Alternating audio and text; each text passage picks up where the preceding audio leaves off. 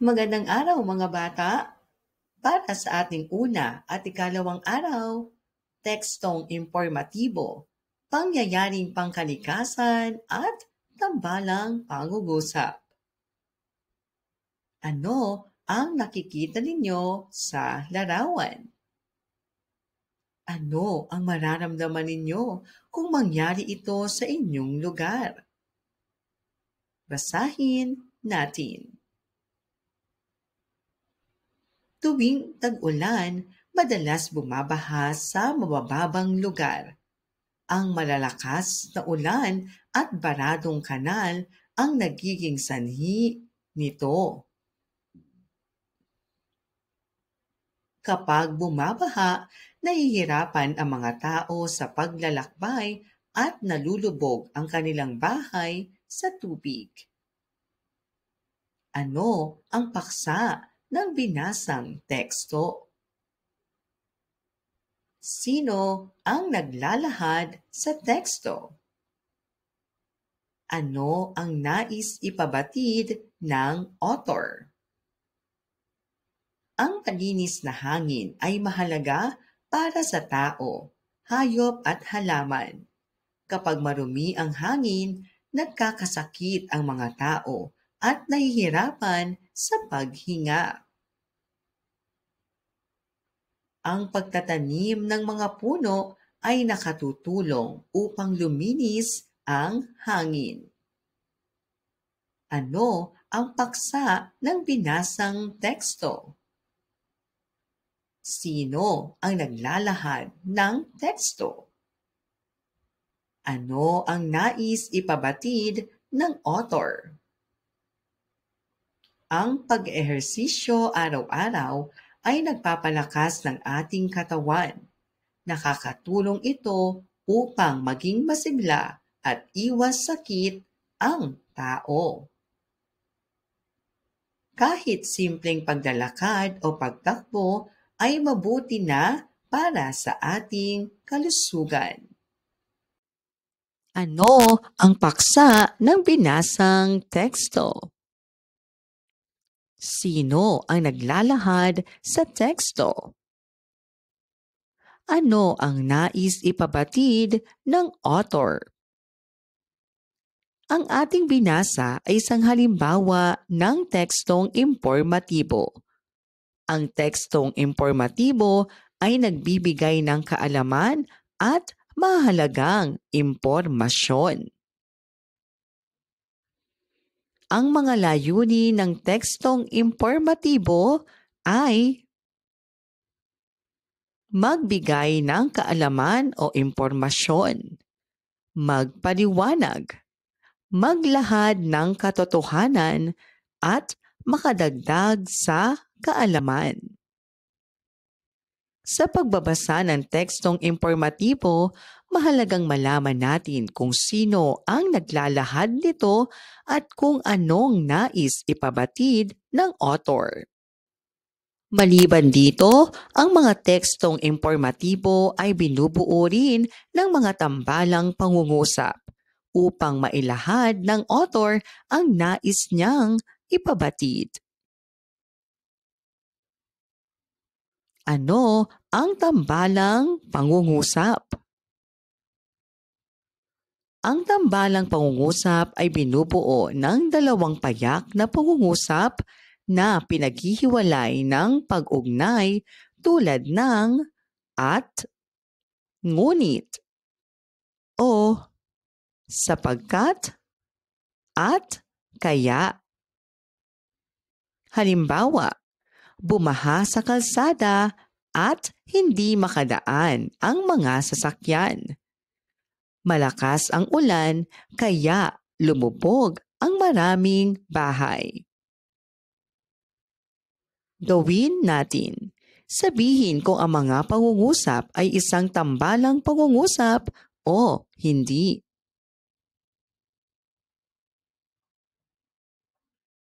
Gawin natin. Puna ng patlang ng angkop na pang-ugnay upang mabuo ang tambalang pangungusap.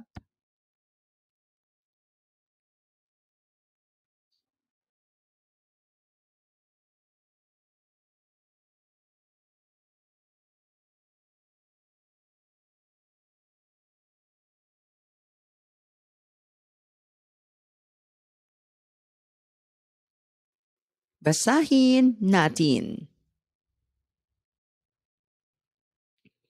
Ang tubig ay mahalagang bahagi ng kalikasan. Kailangan ito ng tao, hayop at halaman upang mabuhay. Kapag nasayang ang tubig, maaaring magkulang ito sa mga darating na panahon. Ano ang paksa ng binasang teksto? Sino ang naglalahad sa teksto? Ano ang nais ipabatid ng author? Ang mga puno sa kagubatan ay nagbibigay ng sariwang hangin at tahanan sa mga hayop. Nakakatulong din ang mga ugat nito upang maiwasan ang pagbaha at pagguho ng lupa. Ano ang paksa ng binasang teksto? Sino ang naglalahad sa teksto? Ano ang nais ipabatid ng author? Gawin natin. Basahin ang mga pahayag at tukuyin kung ano ang nais ipabatid ng author. Ang pagkain ng gulay at prutas ay nakakatulong upang maging malusog ang katawan. Ano ang nais ipabatid ng author? Nais niyang ipabatid na mahalaga ang pagkain ng prutas at gulay para maging malusog.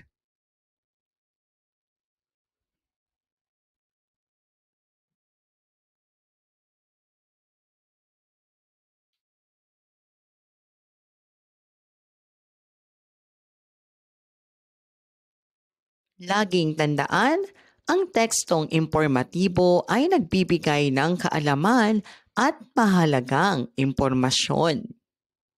Ang tambalang pangungusap ay may dalawang buong kaisipan na pinag-ugnay ng pangatnig tulad ng at, ngunit, o, kaya, at sapagkat. Ikatlong araw, tekstong impormatibo, pangyayaring pangkalikasan. Naranasan ba ninyo ang alinman sa mga ito?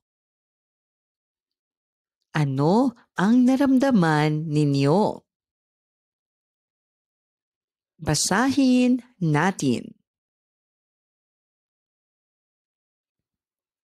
Tuwing tag-ulan, madalas makaranas ng pagbaha ang mga mabababang lugar. Ang malakas na ulan at baradong kanal ang nagiging sanhi nito.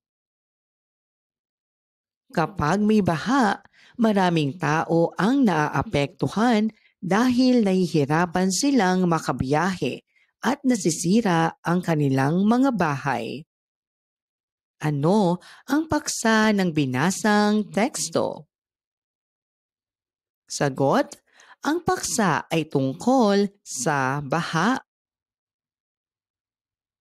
Ano ang pangunahing ideya? Ang pagbaha ay dulot ng malakas na ulan. Ano ang mga sumusuportang detalye? Sagot, ang mga tao ay nahihirapan sa paglalakbay.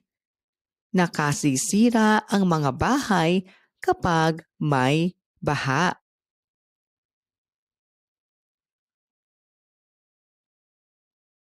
Ano ang paksa?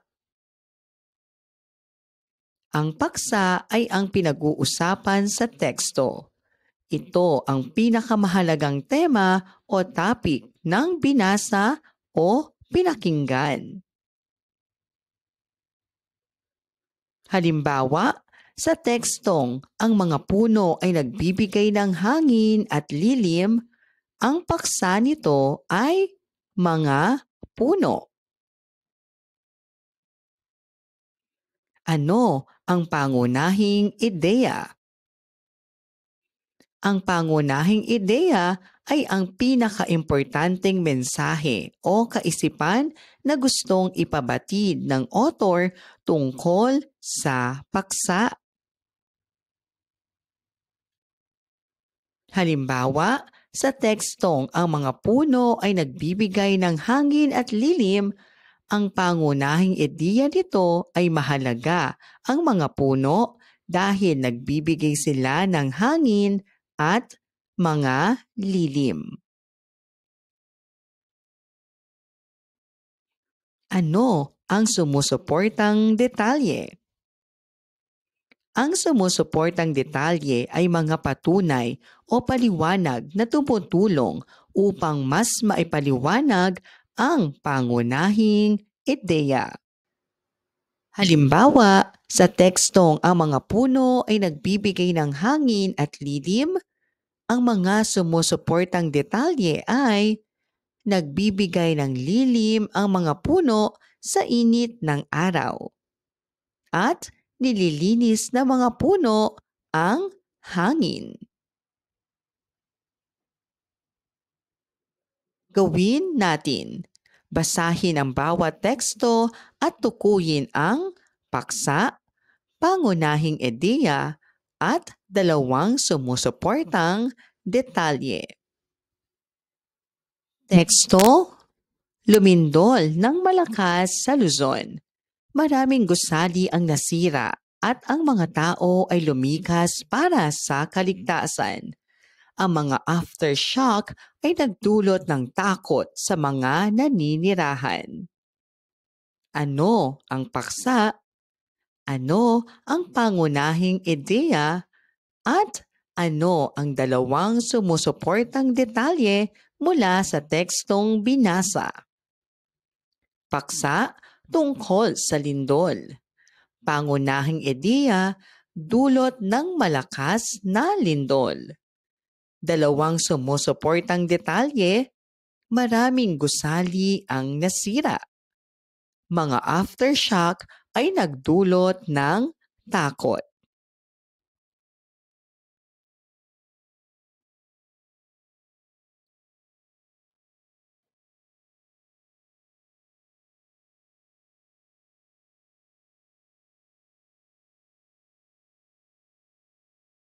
Laging tandaan, ang tekstong impormatibo ay naglalayong magbigay ng kaalaman. Sa pagbasa nito, hanapin ang paksa, pangunahing ideya at mga sumusuportang detalye. Ikaapat na araw, tekstong impormatibo, pangyayaring pangkalikasan at pagbibigay ng konklusyon at mensahe. Ano ang maaaring mangyari kapag may ganitong kalamidad? Paano kaya tayo makakatulong sa ganitong sitwasyon? Basahin natin ang teksto. Tuwing tag-ulan, dumadating ang malalakas na bagyo sa ating bansa. Ang bagyo ay nagdudulot ng matinding ulan at malakas na hangin. Dahil dito, maraming bahay at puno ang nasisira. Ang mga tao ay lumilikas upang maging ligtas. Matapos ang bagyo, nagtutulungan ang mga mamamayan sa paglilinis ng kanilang paligid. Ano ang paksa ng binasang teksto? Sagot, ang paksa ay tungkol sa bagyo. Ano ang pangunahing ideya? Sagot, ang bagyo ay nagdudulot ng pinsala sa mga tao at kapaligiran. Ano ang mga sumusuportang detalye? Sagot, nakasisira ang mga bahay at puno. Lumilikas ang mga tao para maging ligtas. Ano ang maaaring maging konklusyon ng teksto? Sagot. Ang bagyo ay mapanganib kaya dapat tayong maging handa bago ito dumating.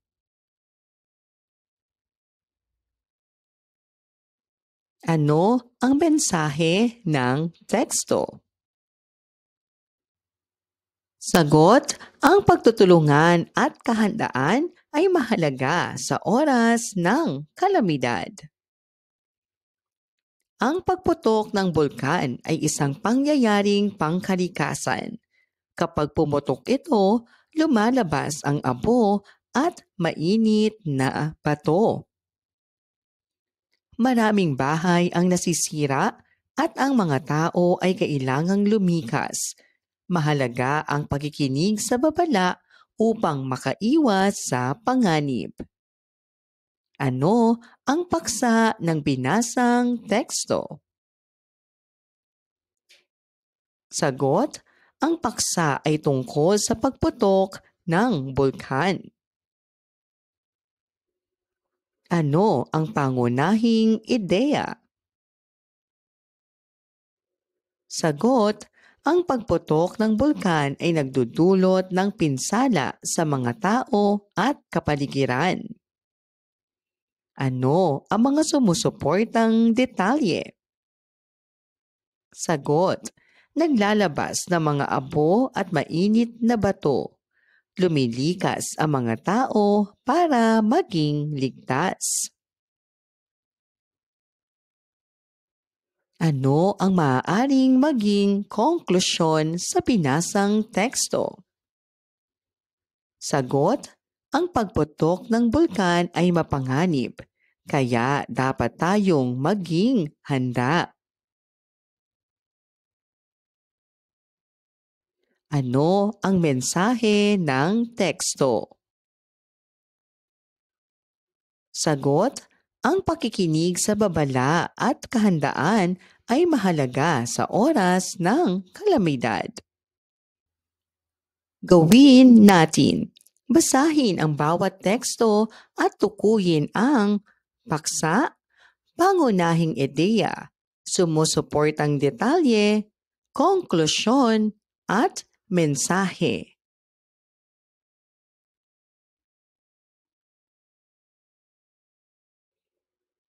Kapag may lindol, nararamdaman natin ang pagyanig ng lupa.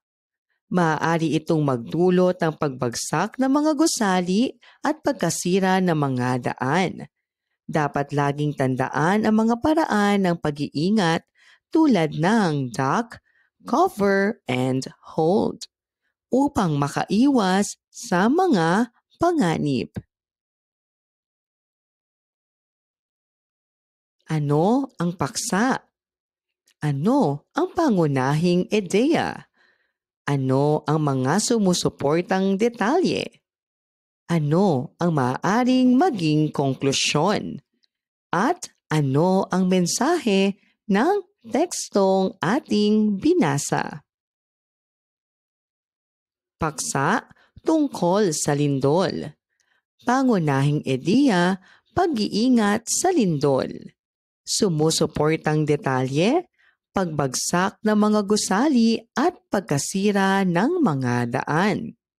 Konklusyon, ang lindol ay mapanganib, kaya dapat ay maging handa at maingat. Mensahe, maging maingat at handa tuwing may lindol.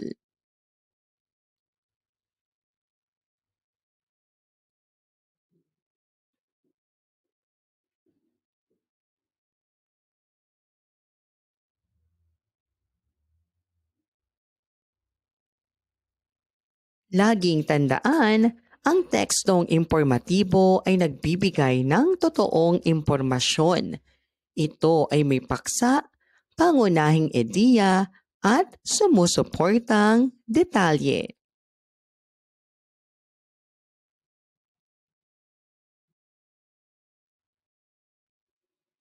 Ang konklusyon ay pangwakas na kaisipan o buod ng mahalagang impormasyon. Ang mensahe ay aral o paalaala na gustong ipaabot ng author sa mambabasa.